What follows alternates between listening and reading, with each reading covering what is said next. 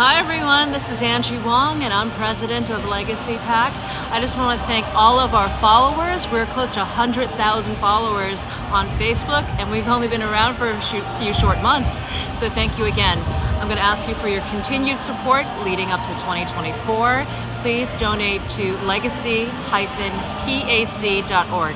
That's legacy-pac.org. Thank you, and we'll see you on the campaign trail. Hi, this is Stan Fitzgerald with Veterans for Trump and Legacy PAC. I'm here with Charlie Chase from Georgia, who is running at the state level and is currently in a runoff election. How are you today, sir? I'm doing fine, sir. How are you? Good, thanks. Charlie, you are a veteran and you are running against what we would consider an establishment candidate. Can you tell us a little bit about your background and the position you're running for in Georgia? Yes, sir. I'd be happy to do that. My background, I grew up as an Army dependent. My mother retired from the Army as a full colonel. I've lived all in Europe, and she kind of drug me all over the world with her. I enlisted in the Georgia Guard while I was going to school at North Georgia Military College before they did away with that designation for that school, and working on a military career. I had a bump in the road there at North Georgia, and that kind of ended my college career there. I spent 6 years in the Georgia Guard. In 1986, I was the 48th Infantry Brigade Soldier of the Year. I was awarded the Army Achievement Medal. I was also a founding member of the state of Georgia's LURS unit. And that when I joined that unit, it was Hotel Company of the 122nd Infantry. And they later changed that unit designation to Hotel Company of the 121st Infantry. But I was indeed one of the founding members of that. Shortly after that, I ETS'd on out of the Guard and got into the rental property business. And I'm also a licensed general contractor. And somewhere in all of this, in say '07, in about '07, I opened a bail bonding company. And the name of my company there is All American Bail Bonds. Prior to actually owning a bonding company, I got my start in that industry doing bail recovery. And that's the politically correct term here in the state of Georgia for the bounty hunter. So if you fail to show up for court, I'm the guy that kind of comes and finds you. I have several young men that work for me. I tend to hire veterans. I have 2 Marines that work for me, and I affectionately name them Neck and No Neck. And they're fine young men. They work for me. I do that. And the one thing that really pushed me to run for this House seat, I ran for a state Senate seat first. And the House seat that I'm running for, the gentleman that was elected to that had a bump in the road and was forced to, he resigned before he could be sworn in. Would be about a nice way to put that. And so we had a special election, and I qualified in the special election. There were 7 candidates, and now it's down to a runoff. So I'm one of 2, and I'm running against, a guy that's, for all points and purposes, he's an establishment candidate. That's nothing new. It'll be the same thing. The definition of insanity is doing the same thing over and over again, expecting a different result. And that's pretty much the gist of that. Now, the seat that I'm in, and one of the things that makes me qualified for this is the time that I've spent in the bail bonding industry. I know everybody's secrets and I know all of their problems. So the working blue collar people, they really have the same problems that white collar office corporate types have.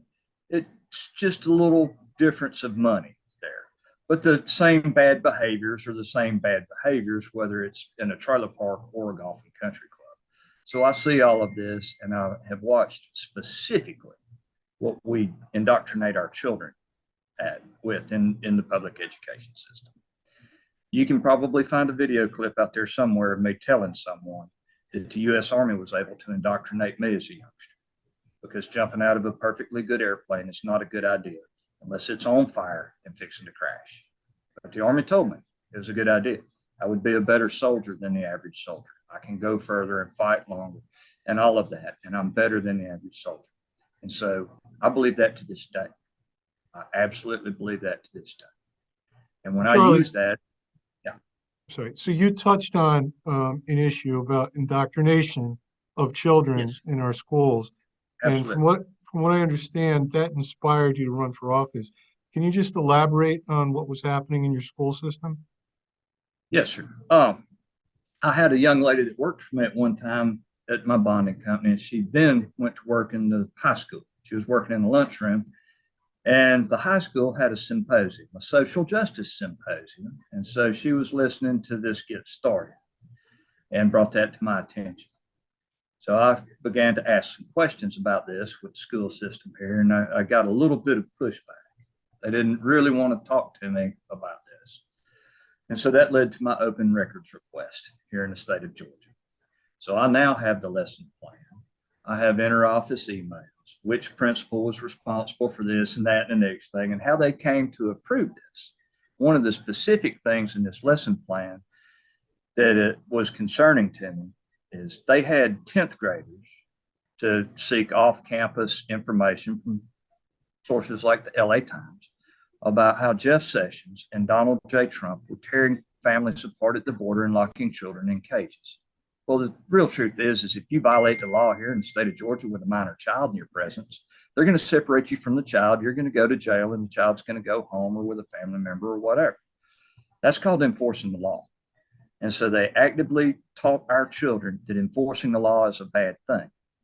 Then they instructed the children as part of their school assignment to use their persuasive letter writing skills to write their elected officials and complain about a duly elected president enforcing the law at the border of our country. This is wrong. It doesn't matter who you are, what you look like, where you go to church. The fact that you want to tell our children that enforcing the law is wrong and bad and teach them that does them a disservice, not only when they're minors, but for the rest of their life. It's wrong.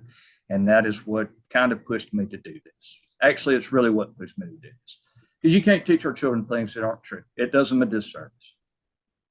So we all appreciate the fight for protecting our children from leftist indoctrination.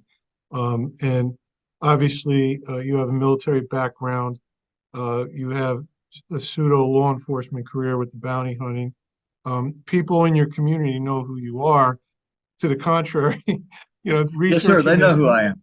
no one knows who your opponent is. He just came out of nowhere. So I find that entertaining and sad that you're even Yeah, in a runoff at this point. But that's why we're here to help. absolutely so. You're facing establishment money and a candidate that is handpicked that'll do what the establishment wants. So we appreciate your fight. You come highly recommended by people who are with our organization in Georgia, including Mallory Staples, and I'm with the Georgia Republican Assembly as well, and Brent Frost is highly recommending you. And everything I've researched with people, from your community, they say you're the guy. So I'm able to announce here today that Veterans for Trump is endorsing you, and we're supporting you, and we hope we could help pull you over the line in this upcoming runoff. Charlie, when is the election runoff date, and how could people find your website to support you?